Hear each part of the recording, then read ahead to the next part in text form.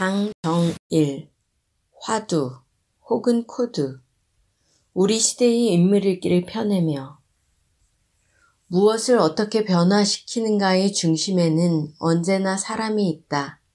세상의 모든 일은 사람으로부터 비롯하여 사람으로 마무리된다. 문제는 사람이다. 우리가 우리 시대의 인물들에 대한 진지한 탐구를 해야 하겠다고 결심한 것은 이런 까닭이다.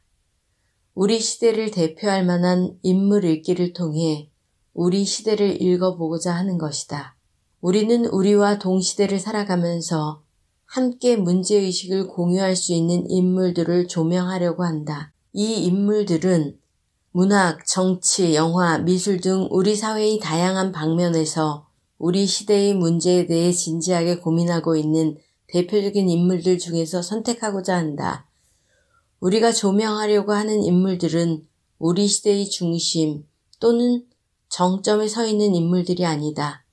오히려 중심이 아닌 주변 또는 전이나 후위에서 묵묵히 그러나 가장 진지하고 열정적으로 자신의 작업을 통해 우리 시대에 대해 고민하고 있는 이들이다.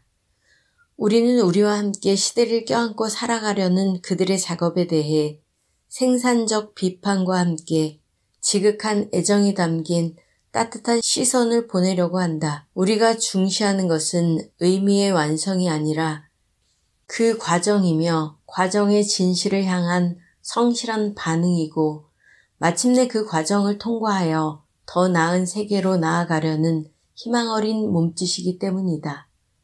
우리는 우리 시대의 인물에 대해 보다 따뜻하고 깊이 있게, 보다 가깝고 친근하게 접근하기 위해 여러 가지 다양한 시도를 하려고 한다. 인물 읽기를 위해 직접 그 육성을 싣기도 하고 가능한 한 밀착하여 내면을 들여다볼 수 있는 공간도 마련할 것이다. 동시에 우리 시대의 인물에 대한 이론적이고 다각적인 평가와 함께 그의 작업에 대한 세밀한 기록 작업도 놓치지 않을 것이다.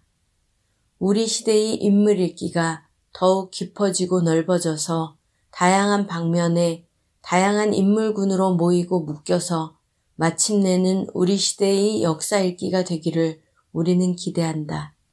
이러한 인물 읽기를 통해 우리 시대의 문제들과 희망을 독자들과 함께 공유하게 되기를 진심으로 소망한다.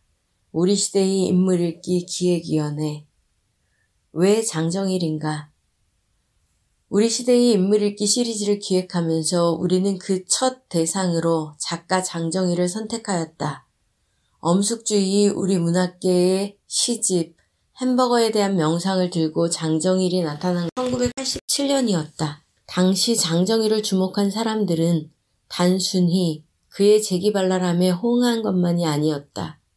무언가 새로운 문학이 제도권 교육 바깥에서 한 문제적인 개인에 의해 준비되고 있었다는 느낌을 가지게 하였던 그의 등장은 1990년대로 넘어와 신세대 문학 논쟁, 포스트 모더니즘 논쟁 등과 맞물리면서 그 의미와 파장을 좀 더 분명히 하였다. 그 와중에 그는 때로 후기 산업사회의 삶을 그에 걸맞다고 할 형식으로 형상화한 발군의 작가로 수상되기도 했고 또 때로는 소비사회와 포스트 모더니즘의 휘황한 광의를 교묘하게 이용했을 뿐인 작가로 폄하되기도 했다. 그에 대한 이러한 두 극단의 평이 나오는 것은 새롭게 전개된 세계와 문학에 대한 인식이 충분히 성숙하지 못한 까닭도 있겠지만 그 개인의 돌출성과도 상당 부분 관련되어 있다고 보인다.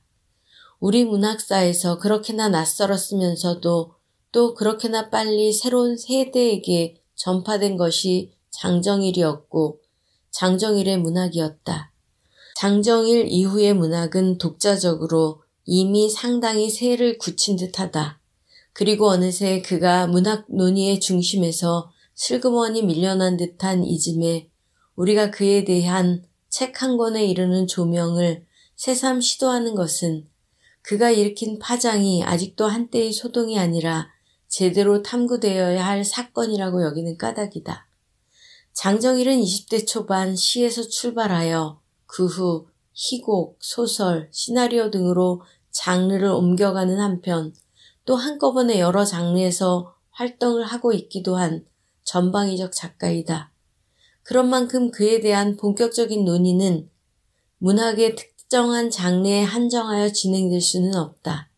그리고 그가 아사히 신문의 사설에서 이야기될 정도로 한때 일본에서까지 뜨거운 반응을 불러일으킨 작가라는 점이나 거의 모든 소설이 영화화되었다는 점 따위에 대한 전월적인 관심에서가 아니더라도 장정일이라는 한 인물을 제대로 이해하기 위해서는 그가 문학을 넘어서 대중과 사회에 미친 파장에 대한 검토도 빠뜨릴 수 없다고 보인다. 이번에 이 책은 우리의 이러한 생각을 살릴 수 있는 방향으로 기획 진행되었다.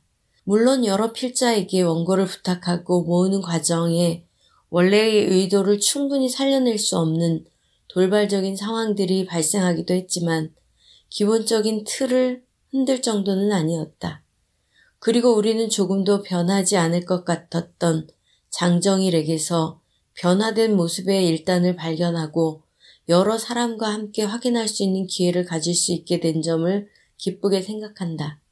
그의 단상 기록 아무 뜻도 없어요가 바로 그것인데 여기에는 시민운동, 이문열, 표절 등 다양한 주제에 대한 그의 독보적이라고 해야 할 사색의 편린들이 담겨 있다.